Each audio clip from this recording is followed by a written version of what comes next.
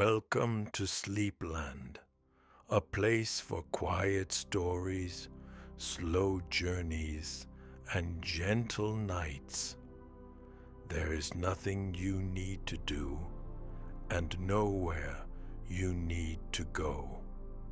Just listen, and let sleep find you. The train was waiting at the platform in silence, as if it had already begun to sleep. Its windows glowed with a warm yellow light, softer than the lamps along the station. The night was deep and gentle, neither cold nor warm, the kind of night that asks nothing of you and expects no hurry. I stepped up into the carriage slowly, my hand resting on the cool metal rail. Somewhere inside the train, glass chimed softly, and after that came a low, steady sound, as though the train itself was breathing and preparing for the journey ahead. The carriage was calm. Most of the seats were already taken by sleeping passengers, their faces turned toward windows or tucked into scarves and coats. A few overhead lamps remained lit, spreading a quiet, even glow through the aisle. The air carried the faint scent of tea, worn fabric, and something familiar. The feeling of many journeys made before this one. I took my seat by the window. Beside me, closer to the aisle, sat an elderly man. His coat was folded neatly across his lap, and his hands rested upon it, relaxed, as though he had nowhere else to be for the rest of the night. He looked at me briefly and gave a small nod, not quite a greeting, more an acknowledgement, as if we had already shared this train once before. "Night routes are the quietest," he said after a moment, his voice low and steady, as though he were finishing a thought he had started long ago. I nodded, and the conversation gently settled into silence. The conductor moved through the carriage with soft, practiced steps. His uniform was tidy, his motions unhurried. He checked tickets in near whispers, careful not to disturb the sleeping rhythm of the train. When he reached our row, he glanced at the ticket, nodded, and lingered for just a moment longer than necessary.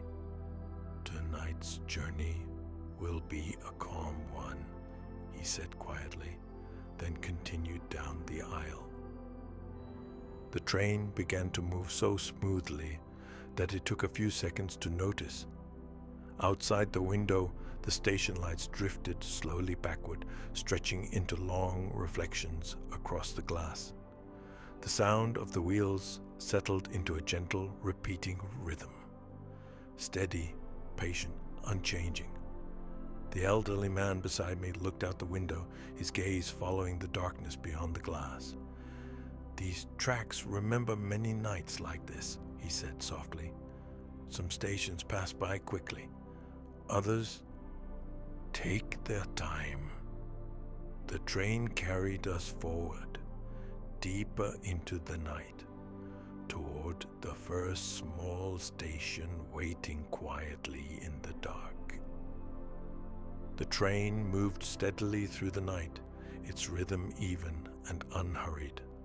Outside the window, darkness stretched wide and deep, broken only by the occasional distant light. The sound of the wheels repeated itself again and again, becoming softer with each passing minute. Between stations, there was little to do but observe. The elderly man beside me rested back in his seat, his eyes half closed. Every so often, he tapped his fingers gently against his folded coat, matching the quiet tempo of the train. "Night trains don't rush," he said after a while. "They know that everyone aboard is already where they need to be." The conductor passed through the carriage once more, adjusting a curtain near the door, making sure a lamp wasn't too bright. His movements were careful, respectful, as though the silence itself needed tending. Gradually, a single light appeared ahead. It stood alone in the darkness, growing clearer as the train approached. The wheels slowed, their rhythm stretching out, and the gentle sway of the carriage softened. We were arriving at the first station. It was small, no more than a narrow platform, a simple shelter, and one tall lamp casting a wide golden circle on the ground. Beyond that circle, the night waited patiently. The train came to a stop with a quiet sigh. No one hurried. No doors opened quickly. Everything happened in its own time. On the platform stood a woman with a broom. She swept slowly, methodically, her movements unchanging, as though she had been doing the same thing for many years. There was no dust in the air, no leaves moving beneath her broom, and yet she continued. "She comes every night," the elderly man said quietly, "even when no one arrives." The conductor stepped down onto the platform, his shoes making a soft sound against the stone. He nodded to the woman as he passed. She did not look up, but her sweeping never stopped. It was said, or perhaps only felt, that she was not clearing dirt from the platform. She was clearing time. Each slow movement of the broom seemed to ease the night forward, smoothing the hours that had already passed, making room for the ones still to come. The light above her did not flicker. It remained steady, as though it understood its role. No passengers boarded. No one stepped off. The doors closed gently. As the train began to move again, the platform drifted backward into the darkness. The woman remained beneath the lamp, sweeping calmly, unbothered by the train's departure. "She'll still be there tomorrow night," the elderly man murmured. "And the night after that." The rhythm of the wheels returned, steady and familiar.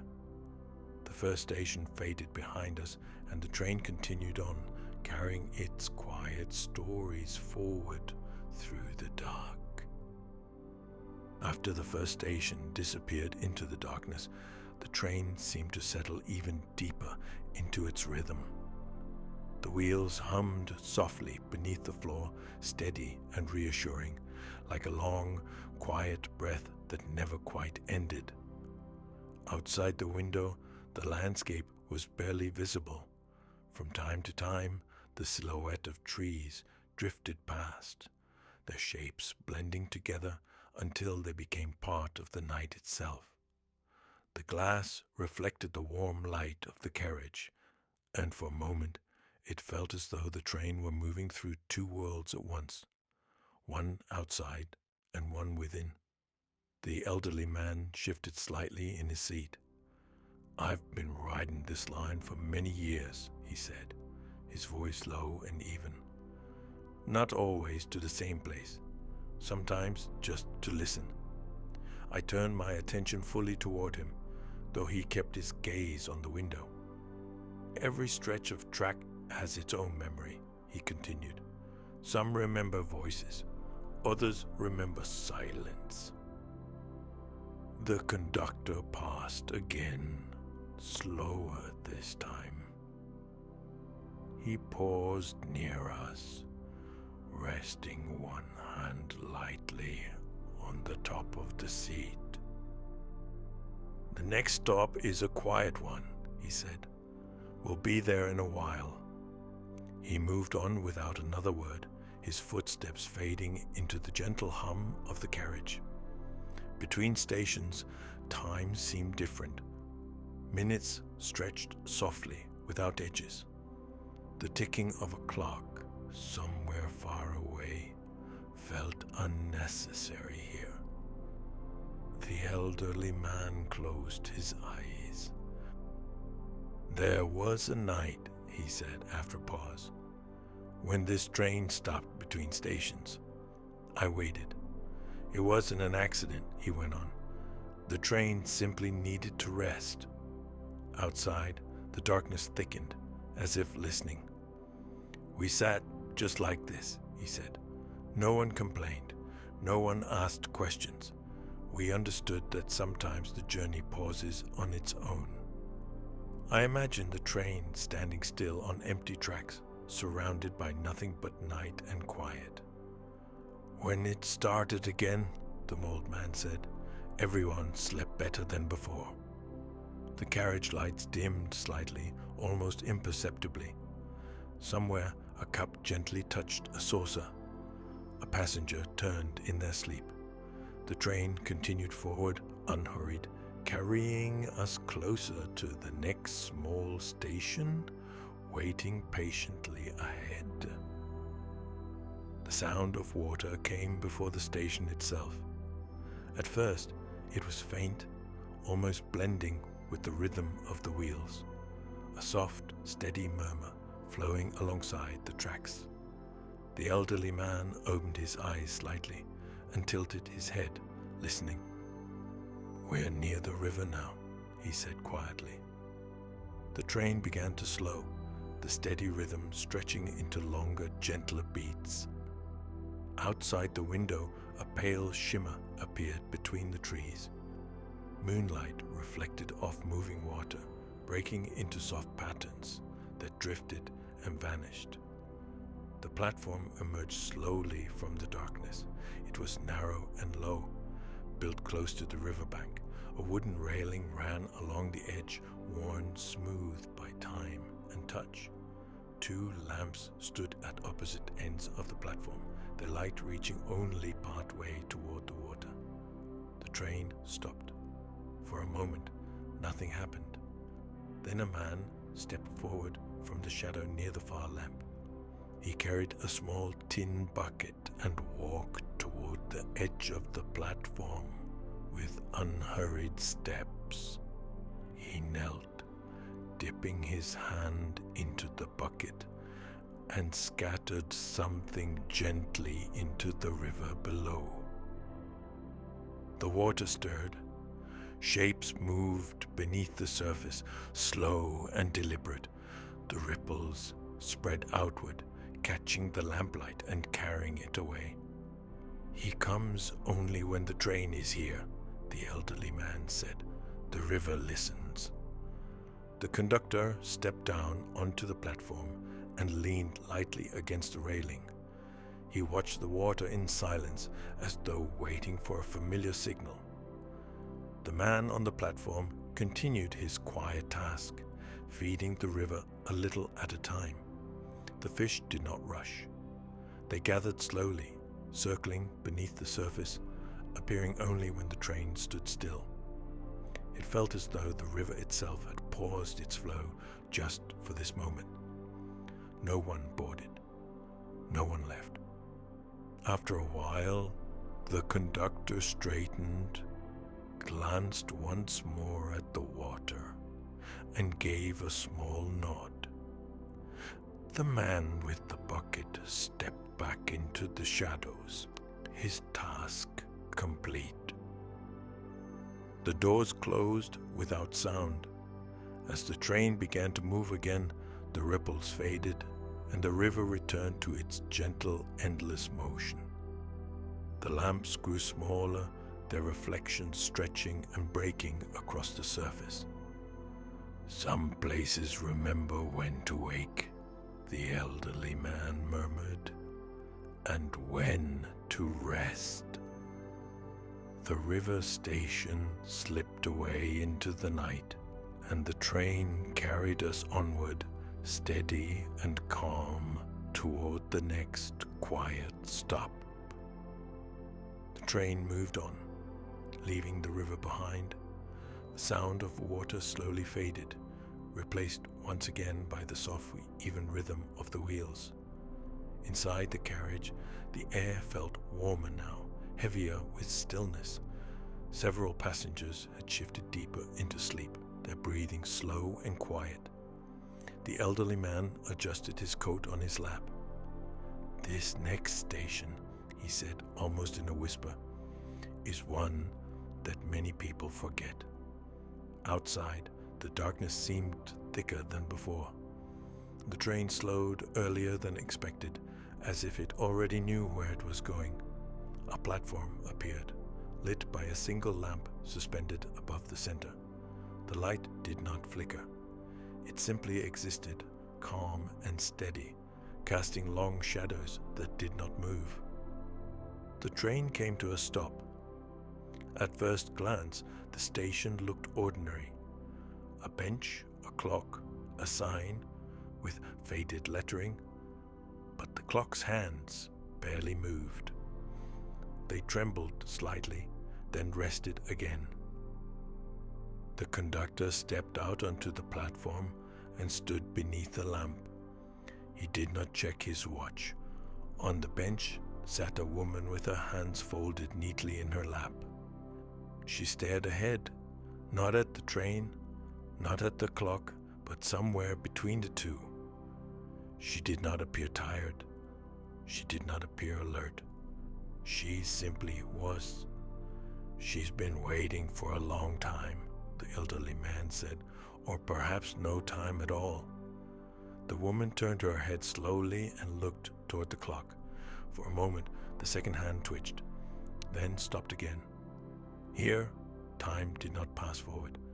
It rested. Passengers remained seated. No doors opened in a hurry. The air itself felt unchanging, as if each breath repeated the last.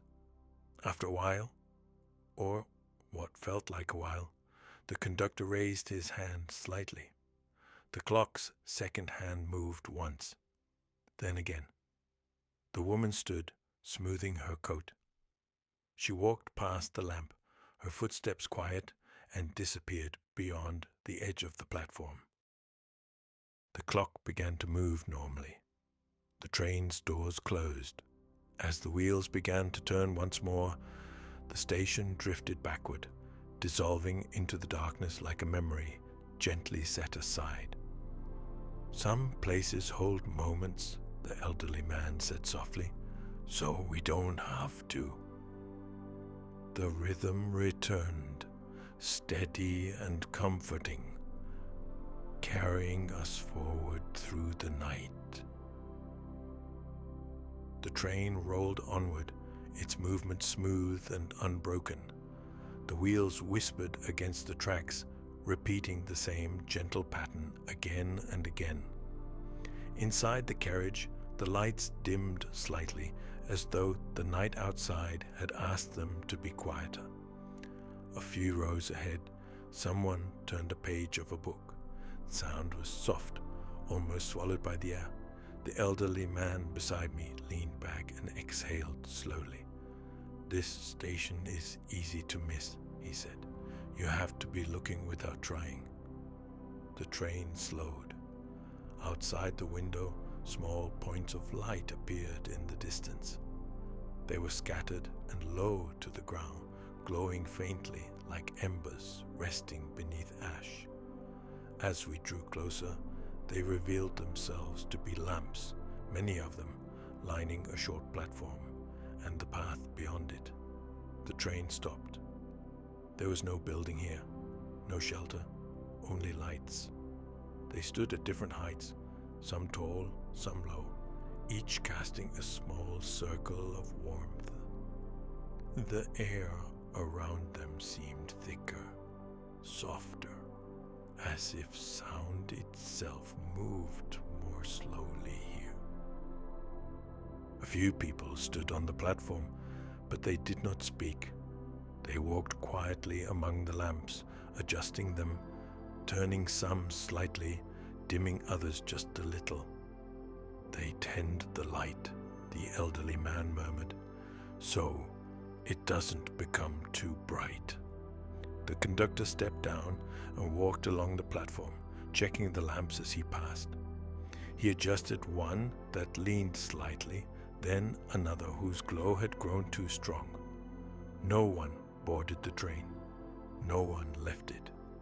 For a brief moment, it felt as though the lamps were breathing, brightening and softening in a slow rhythm that matched the train's own. When the conductor returned, he gave a small nod. One by one, the people on the platform stepped away from the lights and into the darkness beyond, leaving the lamps exactly as they were. The doors closed gently. As the train moved on, the lights receded into the distance, becoming smaller and dimmer until they blended with the stars above. "Not everything needs to shine," the elderly man said quietly. "Some things only need to glow." The train continued forward, steady and calm, carrying the soft light with us into the night. The night deepened as the train moved forward. The darkness outside felt fuller now, quieter, as though it were paying attention. The wheels continued their gentle rhythm, and with each turn, the carriage seemed to sink further into calm. The elderly man sat very still, his eyes open but unfocused. "This one is different," he said softly. "You don't need to speak there." The train slowed almost without sound. A short platform appeared beside the tracks, built close to a stretch of open land. There were no lamps at first, only the faint glow of the moon illuminating the ground.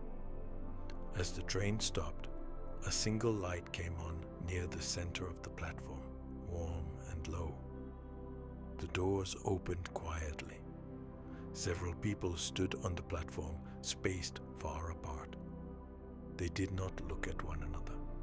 Each faced outward, toward the dark fields beyond the tracks. No one spoke. The conductor stepped down and remained near the door, hands folded, waiting.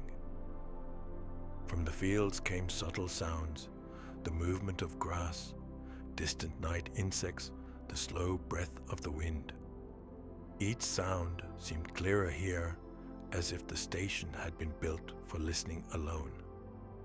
"This is where thoughts settle," the elderly man whispered, "if you let them."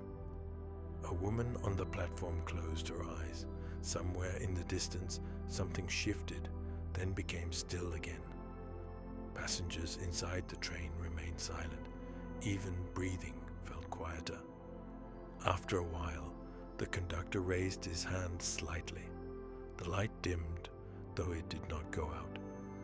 The people on the platform turned away from the fields and walked calmly into the darkness one by one. The doors closed. As the train began to move again, the open land slipped away, carrying its quiet with it. The rhythm of the wheels returned, steady and familiar. "Some places don't answer," the elderly man said. "They simply listen." The train continued through the night, leaving the listening station behind. The train moved on, carrying the silence from the open fields with it. The rhythm of the wheels felt slower now, heavier, as though each turn rested gently before the next began. Inside the carriage, the air seemed softer, wrapped in quiet. The elderly man shifted slightly and folded his hands together. "There are names we don't need anymore," he said calmly. "This is where they stay." The train slowed. Outside the window, a small station emerged, barely visible at first. Its platform was lined with narrow wooden boards, worn smooth by countless footsteps. A low building stood at one end, its windows glowing faintly from within. The train came to a stop. Above the platform hung a simple sign. The letters upon it were blurred, as if they had once been clear, but had gently faded over time. A man stood beneath the sign, holding a small book. He opened it slowly and turned its pages, though there was no sound of paper. From time to time, he paused, nodded slightly, and then turned another page. "He keeps what we no longer carry, the elderly man murmured. The conductor stepped onto the platform and spoke quietly with the man. No words could be heard, but their exchange felt familiar, practiced. A woman approached the man with the book. She leaned close, whispered something too soft to hear, and then stepped back. The man wrote briefly, closed the book, and placed it beneath his arm. The woman's shoulders relaxed. No one boarded. No one left. The sign above the platform grew dimmer, its letters softening further until they were almost unreadable. When the conductor returned to the train, the doors closed gently. As the train began to move again, the building's windows darkened, and the man with the book disappeared into the quiet behind the station. Not everything needs to be remembered, the elderly man said. Some things are lighter when they're set down. The station faded into the night, leaving the train to carry only what was needed forward. The train continued through the night, steady and patient.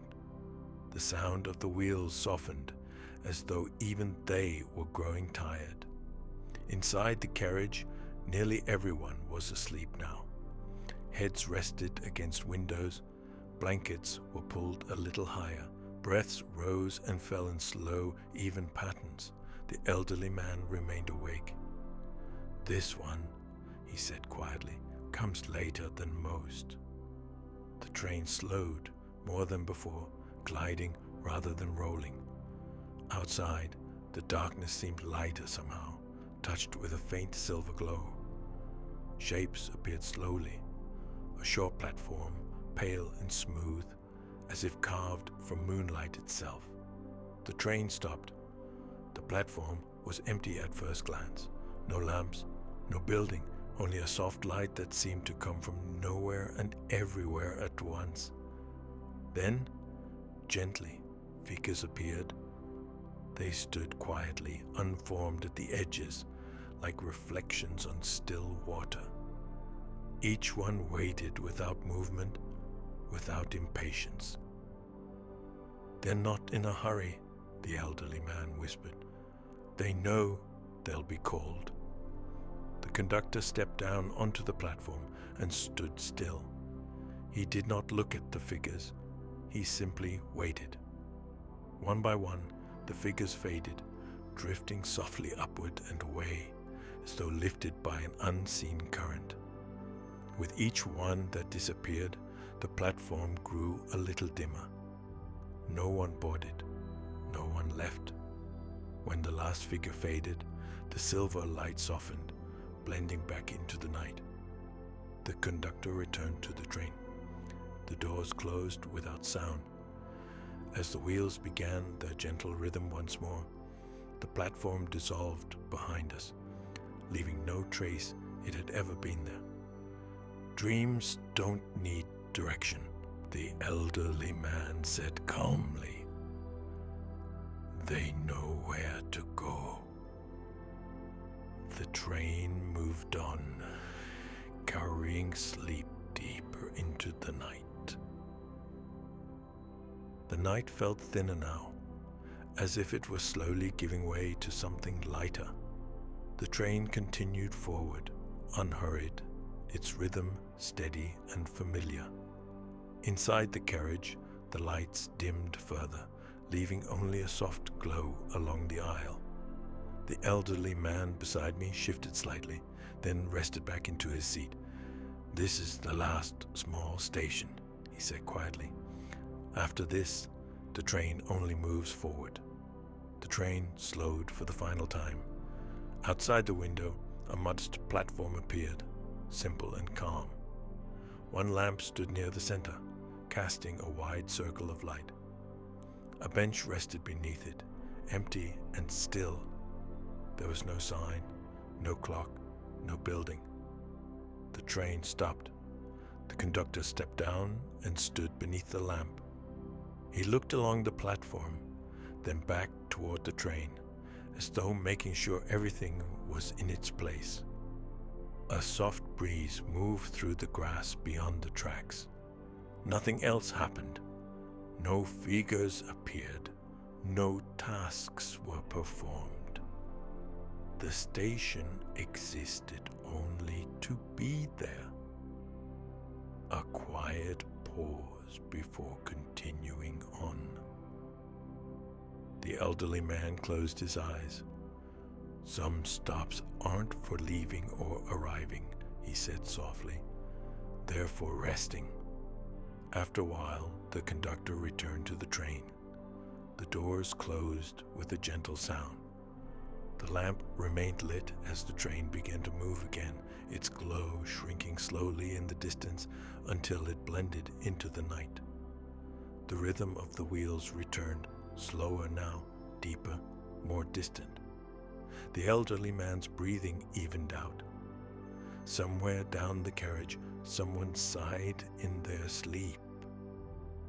The train carried us onward, beyond stations and stories, into the quiet that waits after them. The train no longer felt as though it were traveling toward a destination. It simply moved. The rhythm of the wheels grew slower, softer, blending into the quiet of the night, until it was hard to tell where the sound ended and the silence began. Outside the window, there were no more stations, no lights waiting in the distance, only darkness, calm and endless. Inside the carriage, everything had settled. Most of the passengers were asleep now, their breathing gentle and even. Blankets rested where they had fallen. No one stirred. The overhead lights dimmed to their lowest glow, just enough to suggest warmth without demanding attention. The conductor made one final walk through the carriage. His steps were nearly silent. He adjusted a curtain here, lowered a lamp there, and paused for a moment beside each row, as if counting not passengers, but rest. When he reached us, he stopped. The elderly man beside me was asleep. His hands rested calmly on his folded coat, his face peaceful, as though the night had found exactly the shape it needed to take. For a moment, the conductor looked at him, then at me, and gave a quiet nod. "This is where the journey becomes easy," he said in a voice barely louder than thought. He moved on. The train continued forward, smooth and unbroken. Time no longer mattered. Distance no longer mattered. There was only the gentle motion, the quiet warmth, and the sense of being carried without effort. I leaned back in my seat. The window reflected the inside of the carriage, soft light, still shapes, calm faces, and beyond it, only darkness, welcoming and wide. The elderly man breathed slowly beside me. The train did not stop again. It carried everyone exactly where they needed to go. And slowly, without notice, sleep arrived.